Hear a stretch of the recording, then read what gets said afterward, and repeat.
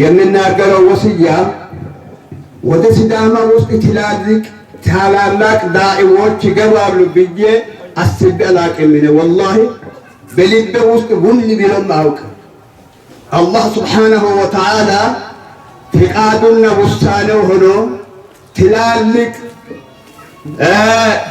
ትልቅ ፈተና አጋጥሟቸው ታስረው የነበሩ ለኢላኢ ከሊመቲላህ ብሎ ብቻ ንብረታቸው ተነክቶ አይደለም፣ አላህ አንድ ነው በሱ ላይ ማሻረክ አያስፈልግም እያሉ በማስተማራቸው ብቻ በየሚዲያው ብዙ ካሴቶች በሚዲያ ከመታየታቸው በፊት ብዙ ካሴቶችን አሰራጭተዋል። ከዚህ በፊት ብዙ መጽሐፎችን ጽፈዋል።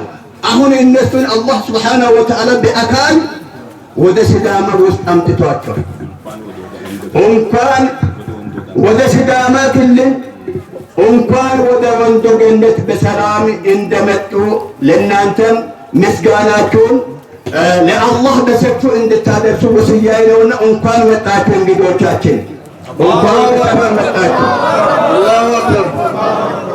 አሁን የወስያዬ ርዕስ ምንድነው? ታላቁ ሰሓቢ ዑመር ኢብኑ ዓብደላህ ኢብኑ ዑመር ኢዛ ሰሚዕተ አላህ የቁል ያ አዩሃ አለዚነ አመኑ استمع አንሱት ጀይደን ይላል። አላህን እስከሰማኸው ያ አዩሃ አለዚነ አመኑ አላህን ከሰማችሁ በጣም አዳምጡ።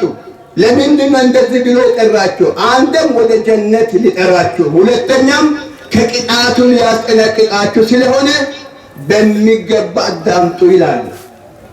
አሁን እነዚህ ታላላቅ ከታቢዎች ቀጥለን የኢስላም ሊቃውንት የምንላቸው ናቸው። እነዚህ ዳዒዎቻችን አላህ ዕድሜ ይስጣቸውና አፊያ ይስጣቸው።